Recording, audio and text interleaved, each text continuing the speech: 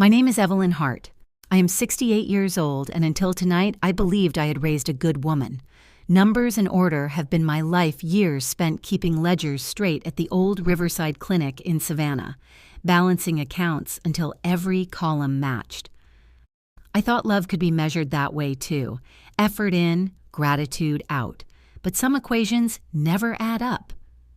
The evening air along the river carried salt and tea olive when I walked to the rehearsal dinner. The city glowed honey gold across the water, but inside me everything felt dim. I had spent 3 weeks assembling a scrapbook for my daughter. Lila photos, report cards, the faded ticket from the county fair where she first rode a pony. I wrapped it in pale blue tissue, tied it with baker's twine. It was my quiet way of saying I'd been there for all of it. At the inn, laughter rose from the veranda. Through the glass doors, I caught a glimpse of Lila radiant, a half-pinned gown catching the light. She saw me before I could wave. Her expression hardly shifted. "After tomorrow," she said, voice low, "the only mother I'll have is my future mother-in-law." For a moment, I thought I'd misheard. The chatter behind her blurred to static. "Lila," I managed, "this is for you." I held out the book. She didn't reach for it. "You should go home, Mom. It's been a long day." The words slid cleanly between us, sharp as glass. I turned before anyone could read my face. The walk back over the cobblestones felt longer than the distance. Street lamps pooled uneven circles of light. I stayed between them, unwilling to step fully into brightness. At home, I set the unopened scrapbook on the kitchen table. The silence pressed close, steady as tidewater. I took off my blue dress, the one Lila once said made me look gentle but strong, and laid it over the chair. Outside, the bells of St. Bartholomew's tolled 9 times. Each note sounded like a door closing.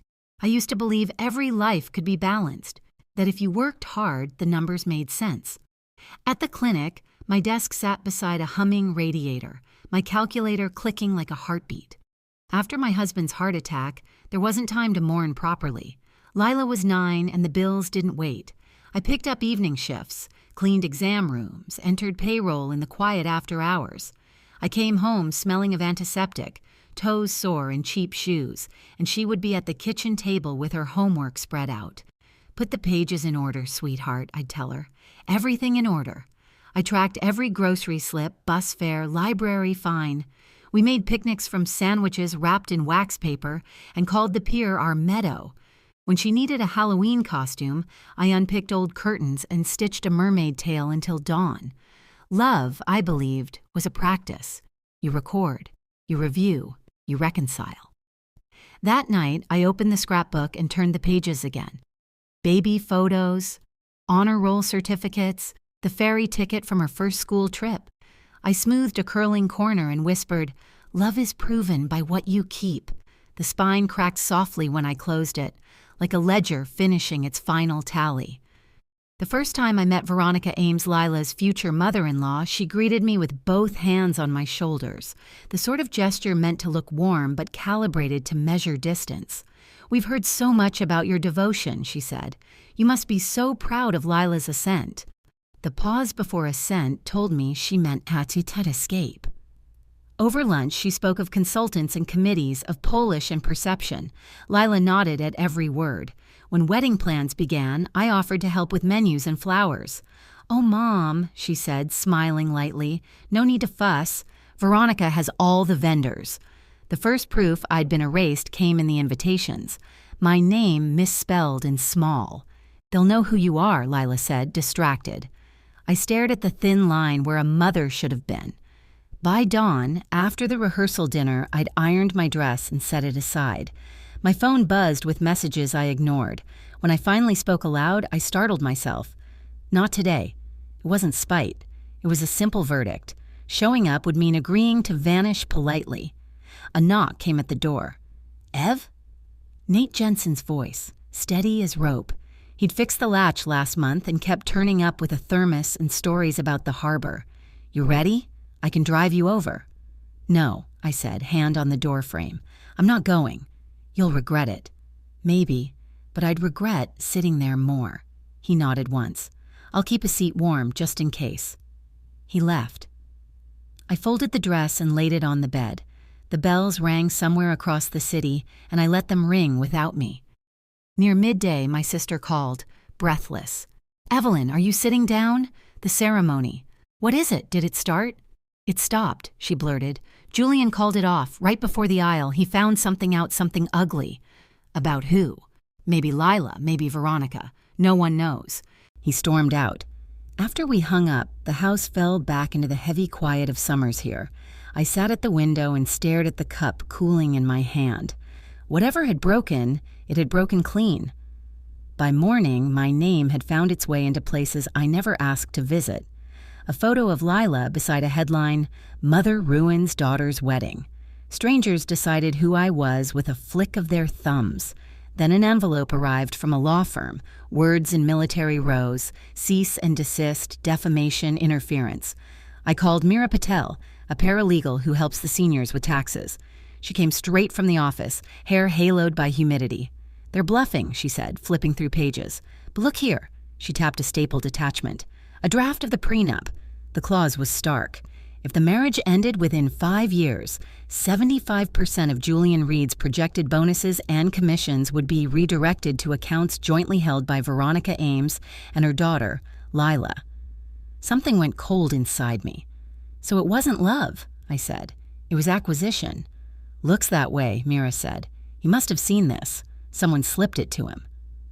3 days later, Veronica's assistant invited me to a family resolution dinner at the Seabright Hotel, as if the word family still held room for me. I wore the pale blue dress and carried a manila folder. In the ballroom, conversation thinned to a hush. Veronica sat at the head, posture perfect. Julian looked hollow. Lila's hands were clasped tight in her lap. "Mrs. Hart," Veronica said, polite, cool, "let's put this unpleasantness behind us." "Before we do," I said, "let's look at what's been in front of us." I pulled the copies from my folder. Meera had traced the document's digital trail and printed the metadata showing Veronica's initials. Julian leaned in. "What is this?" he asked. "Fabrications," Veronica said smoothly. "She's deflecting." I tapped the clause with a finger. 17. Julian read it twice. His voice went rough. "You turned us into a ledger entry."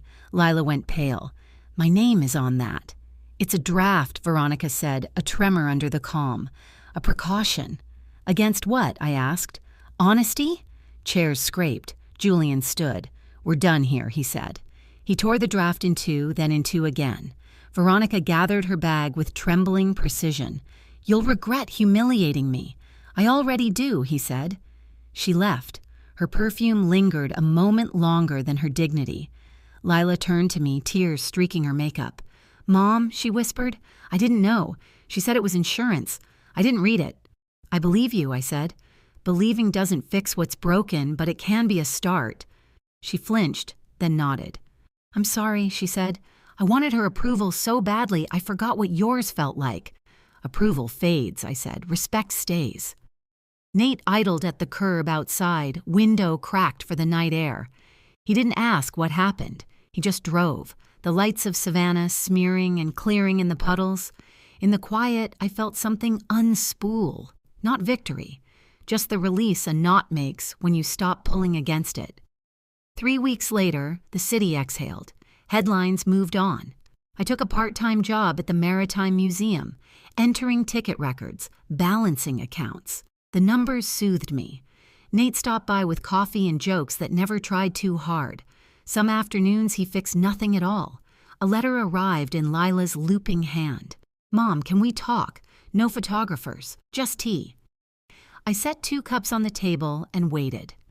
She came in a soft gray sweater and a face stripped of armor. We sat there with steam curling up and getting lost in the quiet. "I'm sorry," she said again, hands around the mug. "I let someone else tell me who to be. I let her tell me who you were. I let numbers promise what they can't," I said. "That life will balance if you try hard enough, but people aren't ledgers." We started small. A walk by the river, a shared grocery list, old, ordinary rituals that had always known how to hold us. She found a therapist on her own. She called Julian, apologized for the mess, wished him well. He turned his attention to a life that didn't include our family, and that was right. Spring came in a flurry of azaleas. Lila asked if I would help her plant herbs on her tiny balcony. We pressed soil around basil and rosemary, and she laughed when we made a mess on the floor. "This feels real," she said. One evening, Nate arrived with a wooden box. Inside was a brass porch lamp, sturdy and kind. "For your front step," he said. "Something steady." We wired it together as the sky purpled over the river. When the bulb flickered to life, the light spilled low and warm, not loud. A month later, on a May morning, Lila knocked at my door. She held the scrapbook I'd made, the twine newly tied. "Walk with me?" she asked. We went to the little park near the bluff, sunlight coming easy through the live oaks. She opened the book on a bench. We turned pages, mermaid tale stitched. From curtains, fairy tickets, a child's crooked grin. "I want to start again," she said. "Not with a wedding, with us, with the parts that add up." They did, in their own human way. Not perfect, but true. We made a habit of Thursday dinners, of swapping recipes and receipts and stories. Not long after, Nate installed the lamp on Lila's balcony too, a smaller version of mine. When we left that night, we could see both lights across the street from each other, steady as a pair of commas, promising the sentence wasn't over. Every reconciliation needs a light left on. We left ours burning. And when Lila hugged me goodnight, there was nothing to measure, just the soft, exact fit of arms that knew their way home.